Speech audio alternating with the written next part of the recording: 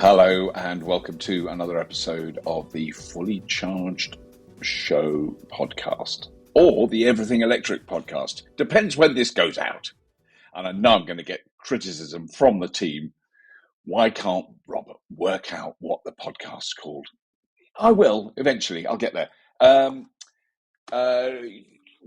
very excited today because early tomorrow morning I set off to go to see the factory of our wonderful sponsor, My Energy, because they are bringing out a new product which we are going to launch with them, and it's very exciting. Can't talk about it now, but it is worth keeping an eye on.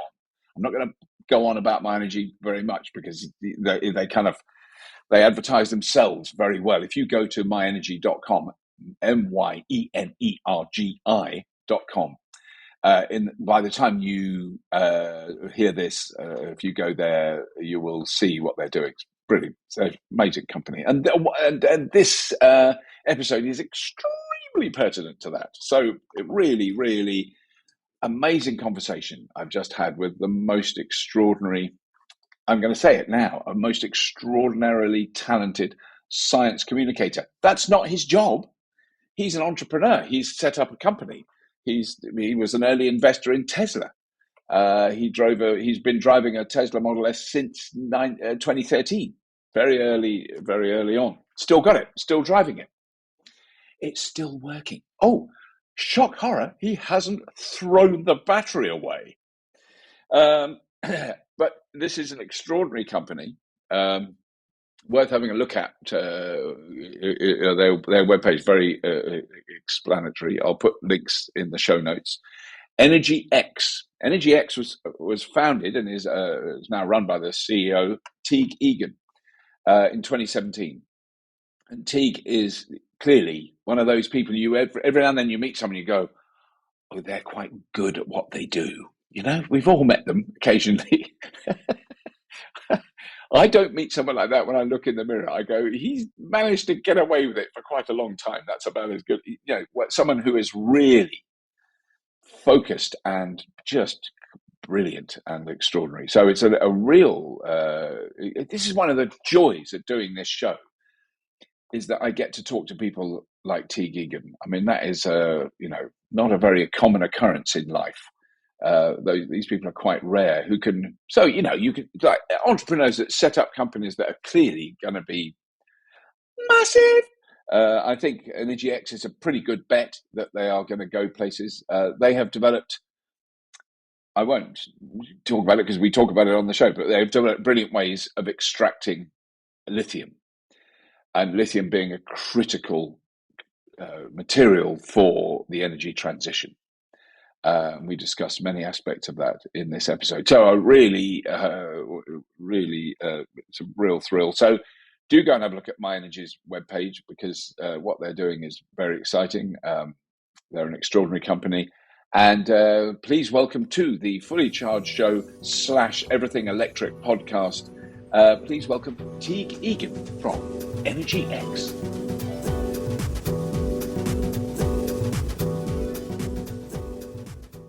So, Teague, thank you so much for finding time to talk to us. And I've got to say that I've done podcasts with people all over the world, never Puerto Rico. This is a first. It's very cool.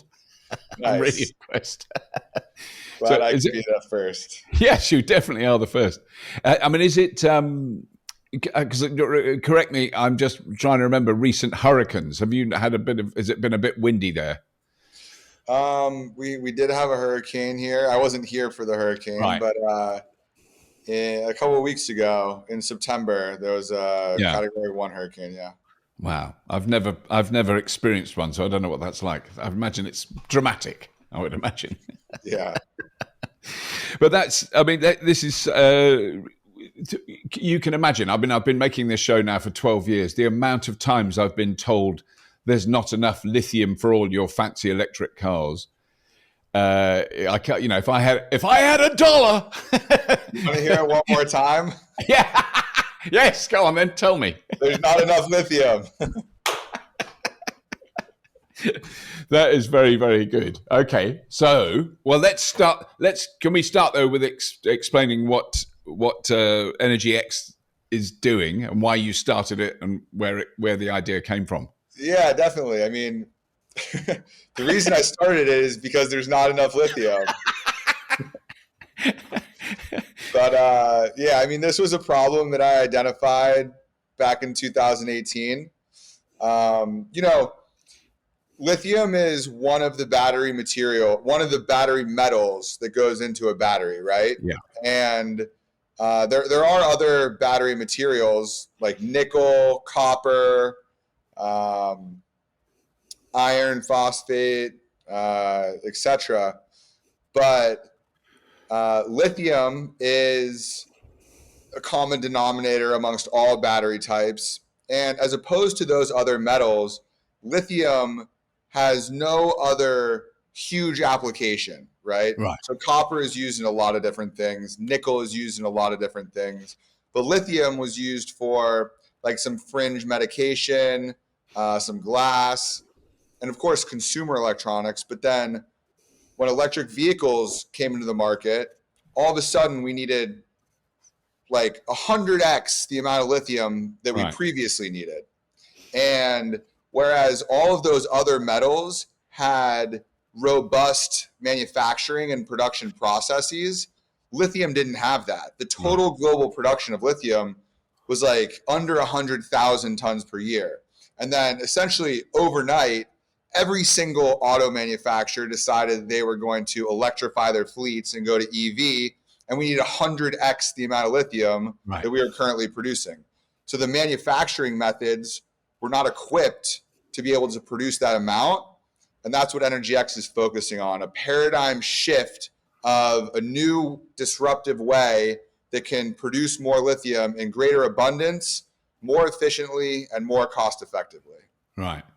And I mean, it's a very, I can understand why that would grab you, that kind of opportunity, because it is a thing that I try and explain when I talk to, the general public about this topic is, there's plenty of other metals. I've spoken to other geologists who say, look, there's not enough iron ore to make the steel to make a car for every human being on the planet. We've got to find another way of doing it and all those things. That's all fair enough. But I'm not often saying, look, lithium, don't worry about lithium, worry about the plastics, the rubber, the absolute, cornucopia of other materials that we consume by the billions of tons. But it is, so, I mean, because it is critical. So I'm hearing about batteries that don't have cobalt, which we're already making, or batteries that use iron, or all sorts of different. But is that generally accepted? Even like in things like solid state batteries, there's still lithium in them. Exactly. And lithium is the actual. That's the one material that's in. Basically, if we want to make batteries that you can charge and discharge, we're going to need lithium. For mobility, right? Yeah. Because lithium is the lightest metal on the periodic table. So if you want to use it for any mobility application, like a car or like a phone, or it needs to be light. And as opposed to stationary storage, like a home battery, you don't need to worry about the weight. The battery is just sitting there, right? Yeah. But any mobility, and specifically electric vehicles, lithium needs to be in there. Yeah, yeah. And I mean, that's it. So can we go through how it's extracted? Because I mean, I'll often be sent a photograph of a copper mine in South Africa and saying, look what the damage that extracting lithium does. And thankfully, there's enough people around that know that's actually a copper mine. That's got nothing to do with lithium. Yeah. Because I know there is a certain amount in seawater, but what you're talking about is the kind of lithium triangle in South America. Is that and you visited there early on? Yeah. So there are two types of lithium resources. One actually is a hard rock deposit, like a copper mine.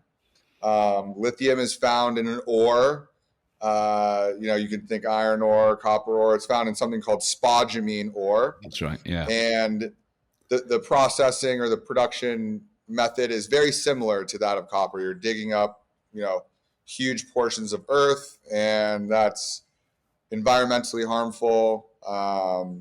There's a variety of other problems with it.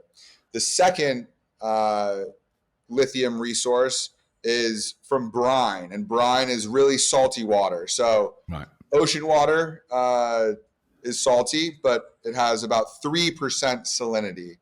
So of the total, there's 3% that are dissolved salts in ocean water. These brines that lithium is found in decent concentrations are 30% salinity. Right. So in the lithium triangle, which is in South America, between Chile, Argentina, and Bolivia, it was formed along the Andean mountain range, which is the second largest mountain range in the world behind the Himalayas.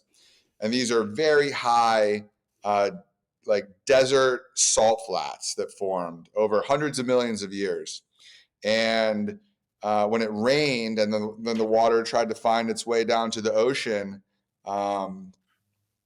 in the Pacific, these big like prehistoric lakes formed, and they dried up, and they created huge salt flats that have this brine that has 30% salinity. Right. And lithium makes up a decent concentration of that alongside the other salts that are dissolved in the brine. So sodium, of course, which is, sodium chloride is your table salt. Yeah. Potassium is a salt that's dissolved, and potassium chloride is used as fertilizer. It's called potash. It sells for about $600 a ton, give or take. Magnesium is a salt that's dissolved.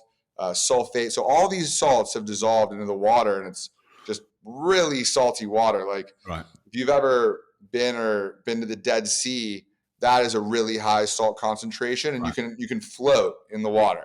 Yeah. And you don't want to get it in your eyes. No. And so lithium is mixed in with all these other salts, and the whole idea is, okay, we want the lithium, so how do we extract it and separate it from the other salts? Because it essentially needs to be 99.9% pure to go into the battery. And the current way that they do this, they pump up the brine from below surface, and it's pretty shallow because these are aquifers, reservoirs, and maybe a couple hundred feet or dozens of feet deep. So they pump it up, and then they put it into these huge evaporation ponds that they build that are literally bigger than New York City, like 15 square miles. And they just let the sun evaporate the H2O part, the water part, and then so you have 70% water, and then you have 30% salt that's all dissolved in the water. But the salt portion like crashes out when the evaporation happens, and that's how they do it. And it goes from pond to pond, and one salt crashes out at a time. But it's an unexact science. You're literally letting the sun naturally evaporate water, and you're moving the brine from pond to pond, and at the end you hope to have 30 to 40% recovery rate of the lithium. And that will never be the way that we meet the lithium demand of the future. So what companies like EnergyX are working on is this paradigm shift from this natural, like uncontrolled evaporative process to a controlled mechanical separation process, using technologies that are used in many other industries. Like membrane separation is used in desalination. It's used in oil and gas. Solvent extraction is used for about a dozen metals in the mining and metals industry. But none of those technologies, although very well understood, have been applied to lithium because we've never needed this much lithium. So nobody ever put the focus in bringing those two knowledge bases together. And so, because on your website there is a kind of a unit, a thing. Is it the LiTAS? Is that? And I think I can't work out how big that is or what it does. But I mean, that is presumably you put salty water in one side and you get lithium in the other. I'm simplifying it to pretty much. Right. And so that's a mechanical separation system. Exactly. Right. But then presumably that requires electrical power. Yep. It requires power. But then, You can sort. It doesn't require as much power. So that's one of our membrane units. We also use solvent extraction. We use adsorption, like some beads that absorb the lithium, and then you release the lithium out. Yeah, it uses power, but that power can be renewably sourced through solar, wind, on site, things like that. And it really doesn't take that much power. What's actually more important than power is fresh water availability. Right. Because you've got to be able to sluice it through, I guess. You've got to have some water. Water is required for processing steps. In our specific membrane technology, we actually don't use water, but water is used in other unit operations in this end-to-end processing value chain. Because that's been certainly, with my very limited knowledge of it, but I have certainly been exposed to it a bit through people I've spoken to, is that the demand for fresh water is one of the problems, the sort of big, political problems, if you like, of extracting lithium. Yeah, and I mean it's really dependent on the region. So fresh water is abundant in a lot of places. People talk about droughts in California and things like that, but you can get as much water as you need in California. In the lithium triangle, in these high desert salt regions, there literally is no water. If you need water to process, it's a non-starter. The biggest copper mine in the world is in Chile, right next to the biggest lithium mines, salt brine mines in the world. And they need a lot of water to process this copper. It's called Escondida. And what they had to do is they built desalination plants on the coast that cost several hundreds of millions. And then they had to build a pipeline that cost almost $1 billion up to this mine because there literally is no water. And that's the only way to get water. And it never rains there then, or rainfall is very low. So that's the whole reason that they've built these ponds. Is because the sun naturally evaporates this water and it's not raining. There's I think it's 0.5 inches of rainfall per year in the Atacama Desert. That's pretty low. That would be hard to grow your tomatoes there. It would be very difficult. But that is but presumably that water was that. So what you're saying is that water system was built for copper mining. It wasn't actually built for lithium because presumably this was built before people were. That water was built specifically by this company. It's BHP, which is the largest mining company in the world that owns, I think, the majority share of Escondida. And they put $2 billion of infrastructure to get the water up to the copper mine. Right. But so does your system use less water or is it, you still need as much water as flooding the salt pans, as it were? Yeah. So we use very, very little water. One of the competitive advantages of EnergyX as a lithium extraction and refinery company is that we have developed a portfolio of technologies to address any brine from any customer that wants to use new technology for extracting lithium. The units that you see on our website are membrane units, but we also have solvent extraction units and we have ion adsorption units. And the membrane unit operation actually doesn't use any fresh water, neither does the solvent extraction unit. The ion adsorption unit uses fresh water, and our thought process is this. All brines are different. So a brine in Bolivia is different than a brine in Chile, different than Argentina, different than California, which has lithium brines or geothermal brines. And the three characteristics of a brine are these. One, what is the starting concentration of the lithium? So does it have 200 parts per million or does it have 2,000 parts per million? And that is the first characteristic that you need to take into consideration. The second is, what is the impurity profile? So what are all those other salts that are dissolved? Right. And at what ratio are they to lithium? Do you have extraordinarily high magnesium? Because magnesium likes to co-precipitate with lithium. It's one of the peskier salts. Right. Or does it have high sulfate, right? So the impurity profile is important. And then what is the temperature of the brine? So do you have to process or treat this brine at 100 degrees Celsius, like geothermal brines? That's an important consideration. So based on those three characteristics, we can go into our toolbox and choose a technology or a combination of our three technologies to treat any brine that a customer wants to use mechanical direct lithium extraction technology on.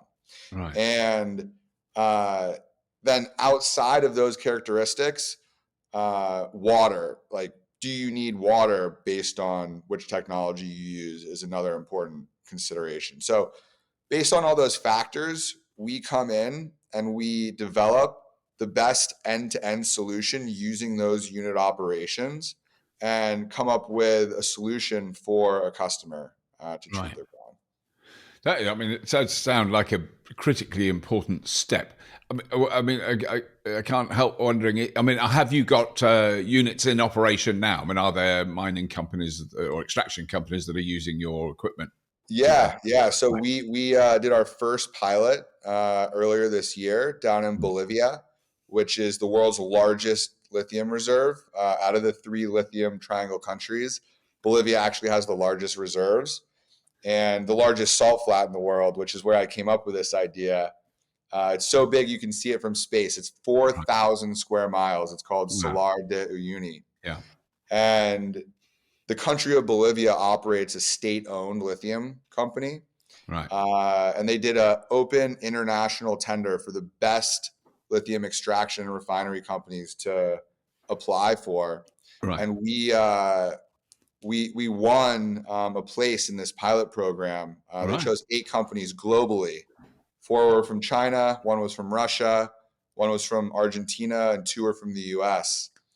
And we were the smallest company by far.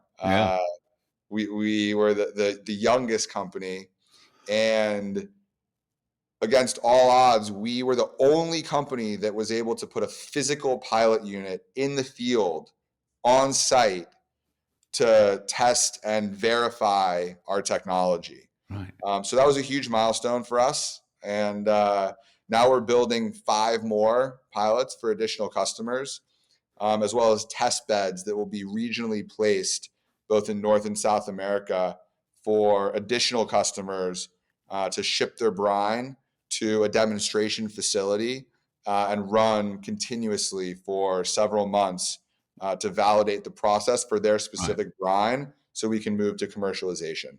Right. I mean, it must be an amazing feeling to get that recognition, if you like, because I mean, presumably quite a lot of the other companies were using tried and tested technologies that people have been using for a long time, but you came in with a completely new system, which is kind of I mean, so that's the thing. Like, these technologies that people are trying to use that already existed aren't suited or tuned for lithium. Like, lithium is tricky. Right. And that's where I think EnergyX has excelled, in that we brought in lithium experts, like people that really knew lithium forwards and backwards. Right. And then we brought in subject domain expertise in these other membranes, solvent extraction. Like, our membrane expert is one of the world's most renowned membrane experts, but he's never worked on lithium. Right. But he knows everything there is to know about membranes. Same with our solvent. Our solvent VP came from BASF, the world's largest chemicals company. Yeah. And he was their global hydrometallurgy technology leader for 16 years. Right. He developed solvent extractants for over 6 different metals, but never lithium. So we Right. brought him in to lead our solvent and then paired him with our lithium expert to understand the nuances and intricacies of lithium. And by marrying those two things together, we solved the problem. Yeah.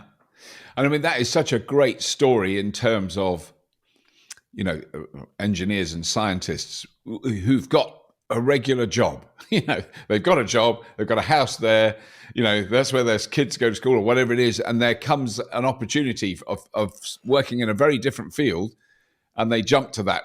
And that, I think, is a very telling sign that what you're doing is really exciting, has enormous potential. I mean, if you try to get those guys and they go, yeah, that sounds interesting, but I'll stick with BASF. Yeah, exactly. and my pension plan, it's kind of really exciting that you got them to shift jobs effectively. Yeah, I mean, and everybody on our team has moved and relocated to Austin, and Right. The guy from BASF came from Phoenix and moved his whole family. And we had another guy come from Suez, which is one of the world's largest water technology companies. Was 20 years at Suez, moved from Boston, moved his whole family.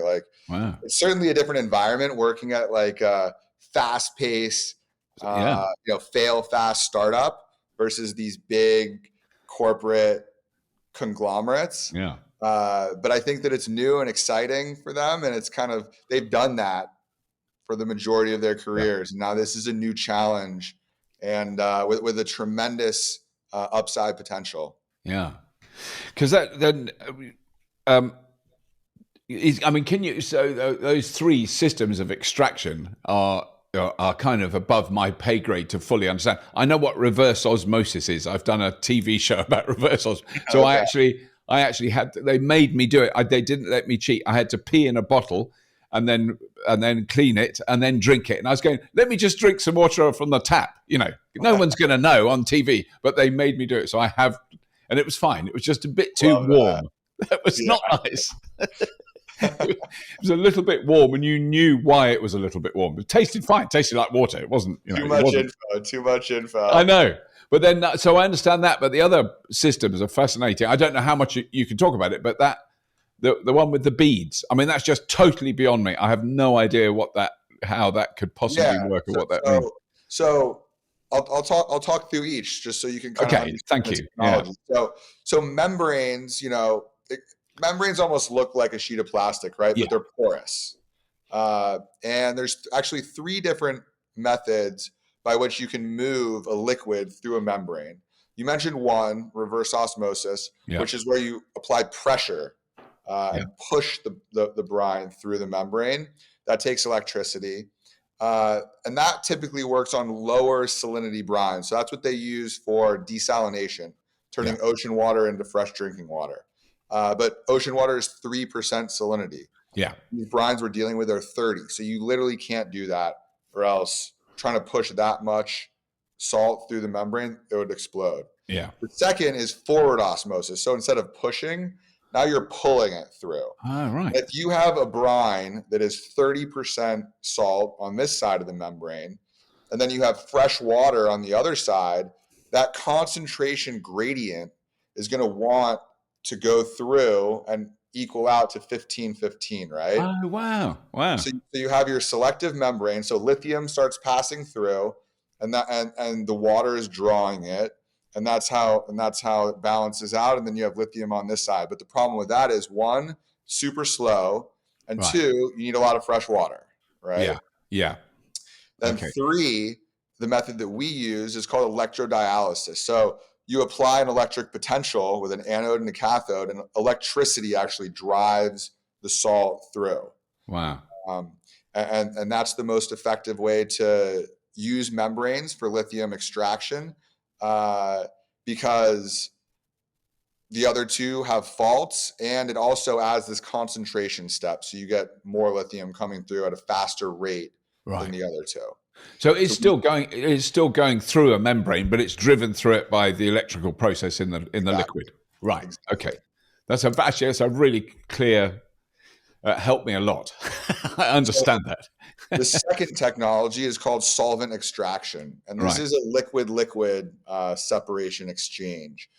Basically, we have designed a molecule that will grab lithium out of the brine. Right. And the way this works is you put a bunch of the extractant, mix it in with the brine, so it's all mixed up in an emulsion, and then it will go into what's called a mixer settler, like a holding tank, Right. and then there's a solvent in it. It's like some like kerosene or something like that, and then it'll phase separate like water and gas, right? So now the extractant that has just grabbed the lithium phase separates, and you have your brine that does not have the lithium any longer on the bottom, and your extractant that's in some sort of solvent in the top, right? Then you have a way that this kind of falls over an edge, and the brine on the bottom goes out of like a tube or something, and now you have the extractant that has the lithium with the solvent in the next one, and then you apply a strip that grabs the lithium from the solvent, Right. in the next one, and then the solvent recycles back in a continuous loop, and the strip goes on now in water in a continuous loop. So it's a continuous process of like a liquid exchange. Right. And it's a very, very tried and true tested process that, like I said, is used in over a dozen other metals in the metals and mining industry. And solvent extraction is responsible for 25% of the entire world's copper production, which is like, 100 million tons. Yes. So that's the second one. But the key is that nobody has designed that extractant molecule specifically for lithium. So that's what we have done. As well as some other, process and utility patents that kind of package our whole unique approach together. Right. The third is these beads or adsorbents. They're kind of like resins, but they literally look like very small beads. And you'll put these in like a column or like a bed, and you'll run the brine through the column. And as the brine is kind of like finding its way through slowly, the beads will absorb the lithium up. Right. And then the brine that gets to the bottom and then exits is typically devoid of lithium. And then you have to take the beads out and extract the lithium, typically using water or some sort of acid. And then you need to wash the beads and then do it again. Right. So yeah, they're like absorbents or like a kind of a sponge type system. And adsorption is used in a lot of different water technology, processing techniques, polishing techniques, and a lot of other industries too. So all of those three technologies have their pros and their cons. And that's why there's not a one size fits all technology that can just be used for any brine. And you need to mix and match and pair these technologies to address different parts of the processing supply chain and to address those three challenge characteristics that I mentioned earlier. And I mean because it does sound like clearly this is big industrial, to get this up to scale, it's not going to be a little thing the size of your freezer. It's going to be it's more like the size of an oil refinery in a sense, isn't it? It's going to be. So yes and no. So certain aspects of it are modular. So like the membranes are actually just the size of a freezer. So when you're manufacturing the membranes, it's on a roll-to-roll system that's 40 inches wide, and you just basically cast these membranes in long sheets, and then you cut them, and then you stack them up in something about the size of a refrigerator, maybe even a little smaller. And each of those stacks can process X tons of lithium on a commercial size. That's between 200 and 300 tons per year. And then you just have a few of them. hundred of these things in a facility. Yeah. So it's very modular, and which is good for scaling, right? Yeah. The solvent extraction technology is not modular, but it operates in an equilibrium mode, right?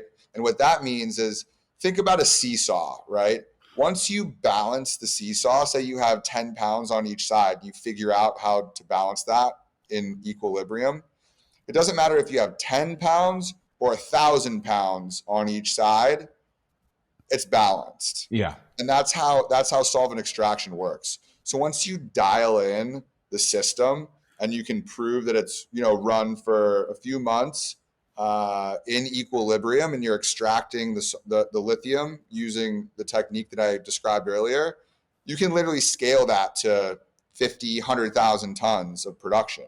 Right. You need to build, the bigger unit to do that, like the bigger holding tank, where you see the phase separation. Yeah. But that's how that works. And then for the beads, you do need to build bigger columns, but columns are also modular. So, how big do you want to build one column that can just hold these beads? Is dependent on the project. Yeah.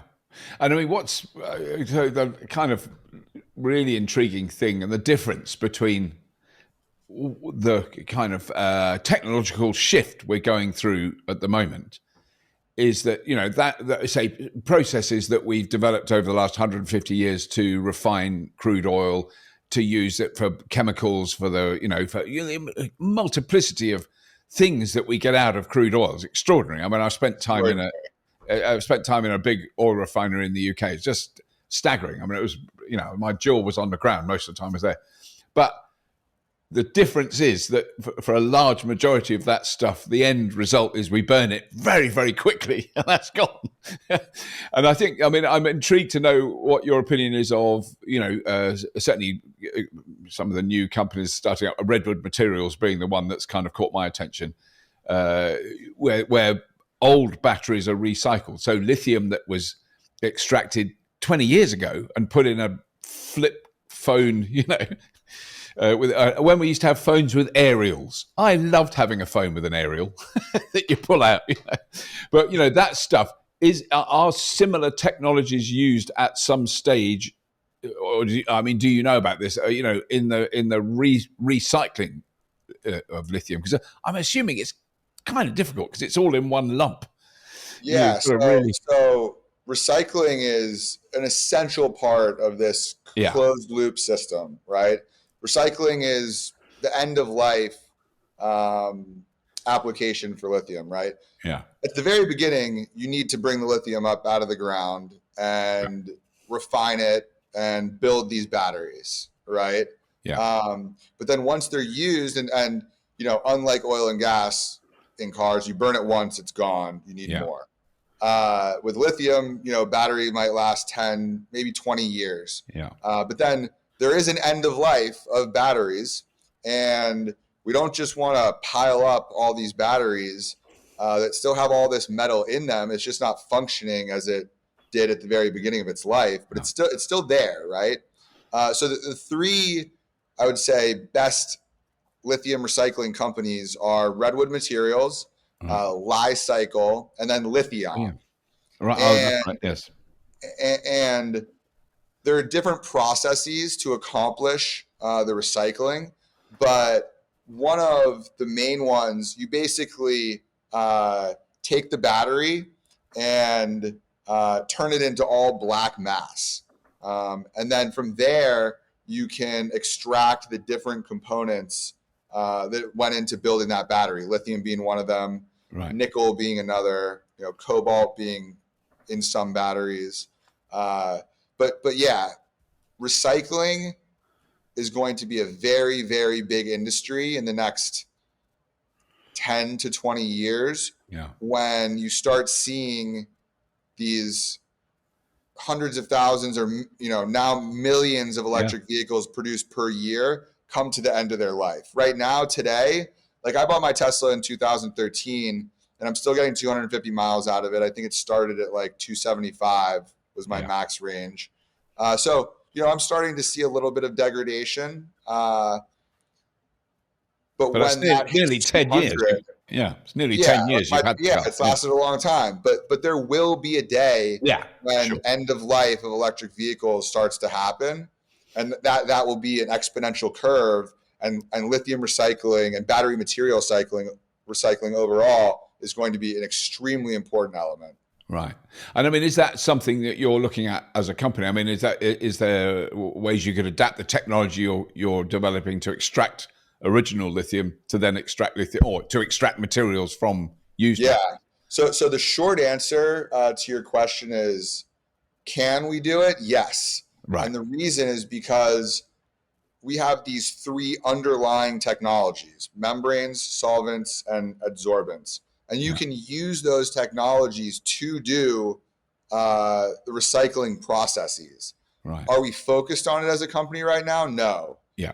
We are just laser focused on what we're trying to execute and commercialize, which is the front end of producing and extracting and refining lithium. And then once we commercialize that, recycling and end of life may be an area that we start devoting more time and bandwidth to. Yeah. No, I mean, that makes enormous sense.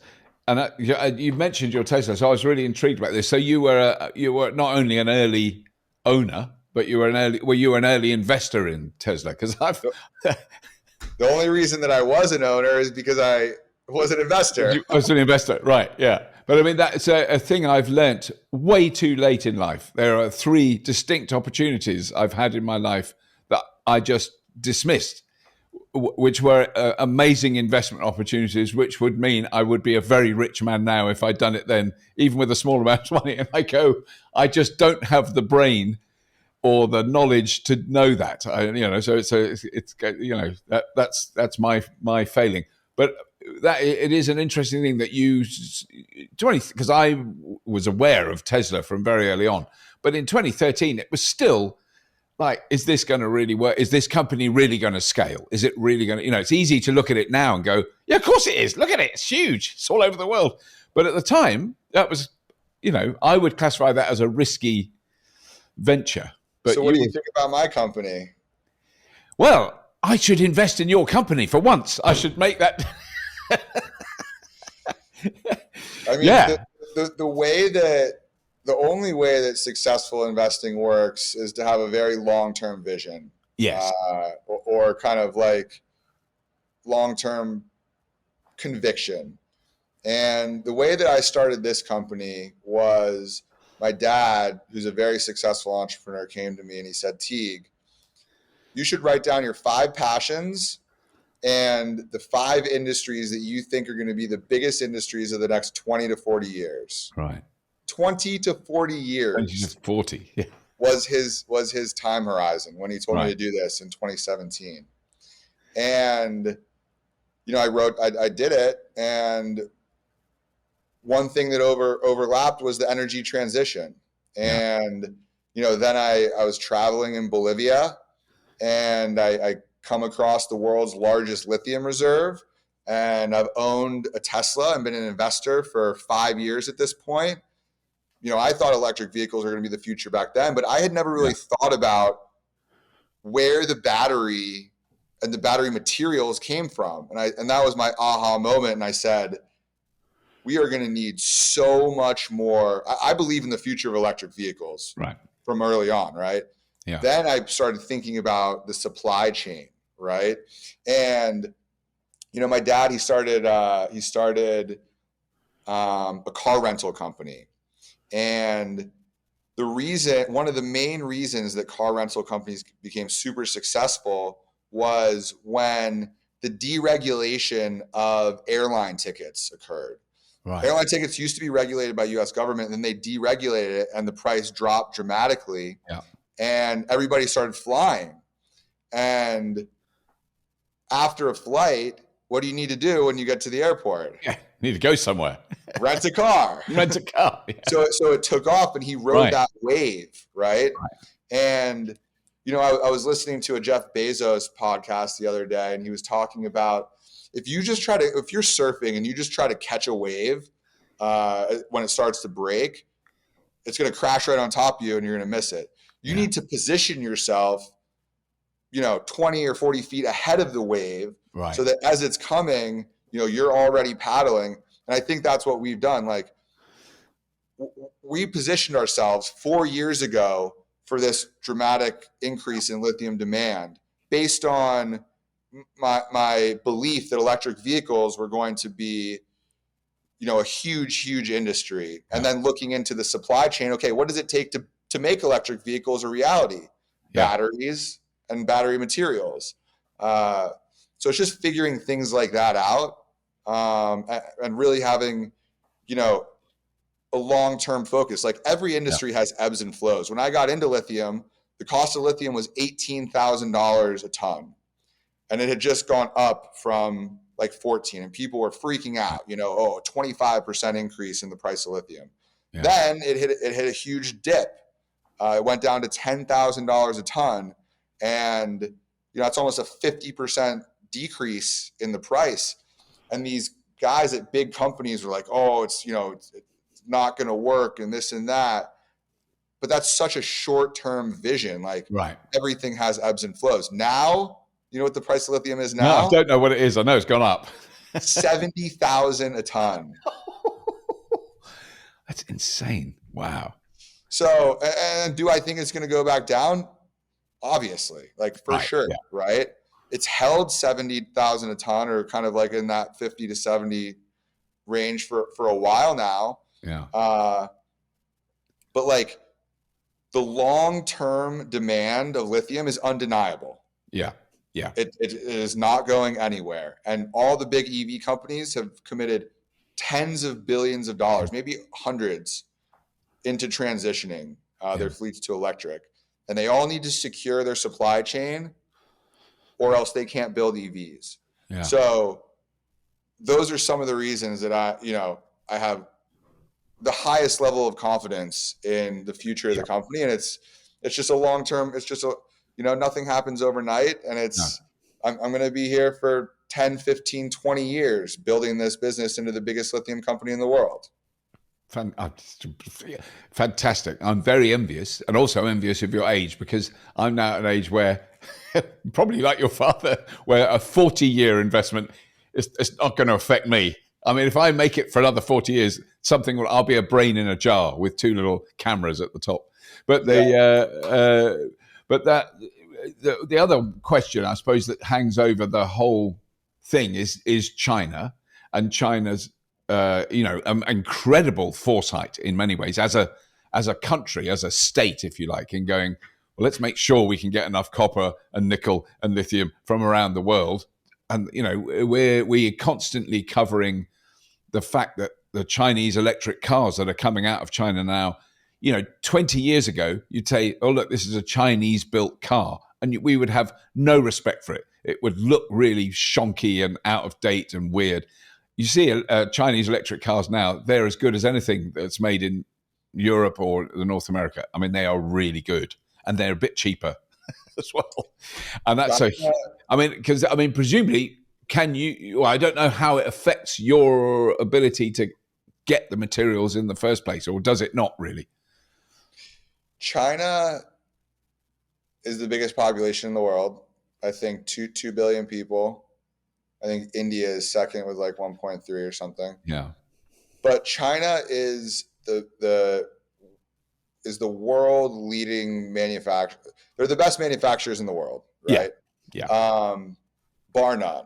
And I think that the US is the most innovative country in the world in terms of ideas and innovation and entrepreneurship. But I think China is... You can't not be innovative with 2 billion people, right? No. So, China, with their Belt and Road Initiative, if people that are watching this don't know what that is, go look up Belt and Road. It's basically incentivizing the whole world to invest in China to build global infrastructure. Yeah. They're just an absolute powerhouse. And They have huge government backing to subsidize a lot of these industries that they want to control and be leaders in. And unfortunately, battery materials is one of them. And China has about 80 to 90% market share of the refining of battery materials. Wow. I didn't realize it was that high. Wow. That's extraordinary. Right. Yeah. It's and unfortunately the US is lagging and is a follower in this. Yeah. You know, now with some of these recent laws and bills and legislation that have passed, we're finally incentivizing companies to work on this domestically, like the Inflation Reduction Act, the Clean Energy Bill, things like that. So more capital is going into, you know, U.S. produced battery materials, Right. but we have a long way to go to catch up to China, and you know those are things that we think about every single day. Right. Yes, I assumed it was on your radar fairly intensively. I think this is you. I don't want to take up any more of your time. This has been genuinely an education. You know, I think a lot of the listeners of the show are just going to be blown away by your explanations. Are so clear. You know, for someone who's I've spent my life in science communication, and it's a really complicated and difficult thing to do. And you do it. I don't want to blow smoke up your ass too much, but you do it really well. It's a real clear explanation of the project you're doing, which so I really admire. We'll have to do it again. Yeah, please. No, well, I mean, I would. You know, we were in Austin for our first live show. When was that? 2020, just before lockdown. And we've just been back in San Diego recently doing a show. But next time we're in America, I mean, I would love you to come on and do a live talk about what you're doing. So it's because it's kind of critically important, because you know that material is vitally, you know, it's vitally important to what we're doing, and it's so good to hear. You know, the kind of there is a lot of sort of blurting, you know, in some cases fossil fuel funded lobbying misinformation about things like lithium, and it's very good to get, you know, not a blanket rosy picture. Oh, it's all fine. Lithium's really easy. Da da da da. No, it's really complicated. It requires enormous investment. It's going to take a long time, but we can do it. That's what the gist of what I feel you've told us today, which has been peachy. So thank you very much, Teague. It's been really good to talk to you. And please do come back. All right. Take it easy, buddy. Take care. Bye.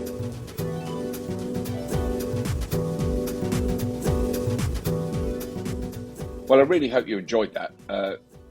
It just blew me away. I'm just having too much fun doing this. You know, I should retire. I'm an old man. I should be retired. I should be, you know, digging up my potatoes. I did do that the other week, and feeding my chickens. I did that this afternoon. I suppose I can do a bit of both. But this is such a privilege and such a joy to do this show, and I really hope you enjoyed it too. I hope you tell all your friends, family, people you walk past in the street, oi, mate, listen to the Fully Charged Show / Everything Electric podcast. So please do subscribe. Please tell your friends. Please have a look at the Patreon link, which is also in the show notes. And please come back next week when we'll have another amazing guest. We've got some exciting things to launch on the show in the coming weeks. But that's all for now. If you have been, thank you for watching, listening, and enjoying.